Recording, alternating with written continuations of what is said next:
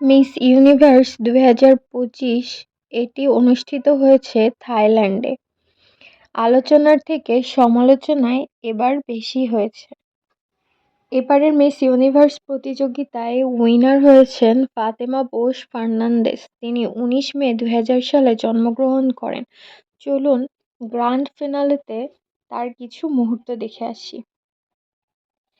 স্টেজের সামনে বসে আছেন তার ভাই, যে কিনা খুবই শান্ত এবং ধীর অবস্থায় অপেক্ষা করছেন কখন উইনারের নাম ঘোষণা হবে। ঠিক যখন ফার্স্ট এবং সেকেন্ড রানার্স আপের নাম ঘোষণা শেষ এবং মুকুট বিজয়ীর নাম ঘোষণা করা হবে, ঠিক সেই মুহূর্তে তিনি দাঁড়িয়ে টাই, শুট সবকিছু ঠিক করছেন, যেন মনে হচ্ছে এখনই স্ক্রিনে তাকে সহ তার বোনকে দেখানো হবে। আসলে কি আপনাদেরও কি তাই মনে হচ্ছে? আমি জানি না, এমনও হতে পারে সে টেনশনে দাঁড়িয়ে আছে। তো এখানে আমি আরেকটা ফুটেজ রেখেছি, সেটা হচ্ছে যে মিস ইউনিভার্সের প্রতিযোগিতা থাকাকালীন একটা পার্টি অনুষ্ঠানে মিস ইন্ডিয়াকে মিথিলা আপু আগে যাওয়ার সুযোগ দিয়েছেন এবং তারা বেশ ফ্রেন্ডলি মনে হচ্ছে। এছাড়াও মিথিলা আপুর আসলে একটা ভালো দিক, সে খুবই ফ্রেন্ডলি, তার এই বিষয়টা আমার খুবই ভালো লেগেছে। তো মেক্সিকো এখানে যেই লাস্ট রাউন্ডে ওয়ার্ক করছে, আমার যদিও ওকে মনে হয় যে খুবই দ্রুত ঘোরার মতো। এখানে বিতর্কিত কিছু ছবি দেখাচ্ছি। কমার্শিয়ালি অর নন কমার্শিয়ালি অনেক কথাই উঠেছে। এই যে এখানে উনার ২ টা ভুল দেখা গেল, যে সবাই স্টেজের সাইডে কিন্তু উনি ভিতরে। তো পরবর্তীতে যেটা জানা যায় যে আসলে সে একটি প্রাণঘাতী রোগও না, একটি নরমাল বেইজ, তবে শিশুদের ক্ষেত্রে এটি বেশি সমস্যা হয়। রোগটি হলো ডিসলেক্সিয়া। এটা সম্ভবত আমি জানি না, তবে লেখাপড়ায় সমস্যা হয় বা বাড়তি যে বুদ্ধি সেই জিনিসটা থাকে না। তো যার কারণে সে প্র্যাকটিস করলেও তার মনে থাকে না বা এরকম কিছু হতে পারে।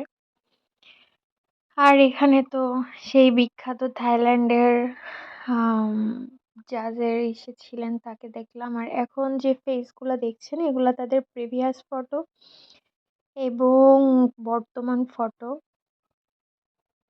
তো আমার কাছে খুবই অমিল লেগেছে। মানে এত চেঞ্জ তারা।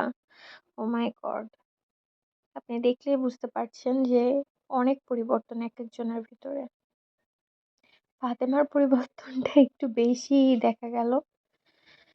এখানে মিথিলা আপুকে দেখে আমার খুব খারাপ লাগলো যে আসলে ক্রাউন না পাক, বাট টপ 10 এ থাকলেও সে হয়তো হ্যাপি হতো।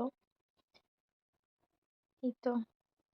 এখানে একজন সাংবাদিক সাডেন প্রশ্ন করে বসেন যে আসলে এটি পাতানো ছিল কিনা। তো এটা বলার পরপরই ওর মুখটা একদম ফ্যাকাশে হয়ে যায়। আর এখন যাকে দেখছেন এই হলো ভিক্টোরিয়া, লাস্ট ইয়ার উইনার। ভিক্টোরিয়াকে আমার খুবই ভালো লাগে, ও ডেনমার্কের। আর মিস পাকিস্তান, ইনার কথা আর কি বলবো। এই ড্রেসটা আমার খুবই হাস্যকর লেগেছে। মানে সে যে খ্রিস্টান সেটা বোঝানোর চেষ্টা করছে না কি আমি জানি না।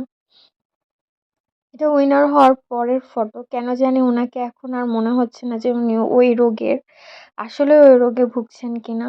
এমনও হতে পারে উনি মিথ্যা তথ্য বায়োতে দিয়েছেন বা সত্যিও দিতে পারেন, আমি জানি না। তবে আমার কাছে খুব একটা ভালো লাগেনি যে এখানে ভিক্টোরিয়া যখন মুকুটটা দিচ্ছিল তখন ওকে খুবই স্যাড মনে হচ্ছে যে ও ইচ্ছা করছে না তাও দিচ্ছে। এটা একটা কমেডি টাইপ কিছু একটা। আর এখানে দেখতে পাচ্ছেন যে ফাতেমার ফুল ফ্যামিলি, বাবা, ভাই, মা।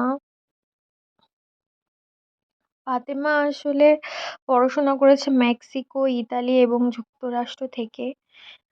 সে এমনিতে খুবই বুদ্ধিমতী এবং যথেষ্ট পারদর্শী। সে ফ্যাশন ডিজাইনার। আর এই উইনারের মাধ্যমে সে বাংলাদেশী টাকার প্রায় ৮০০ কোটি টাকা এই পুরো ১ বছরে ইনকাম করতে পারবে। So she is lucky also. Thanks.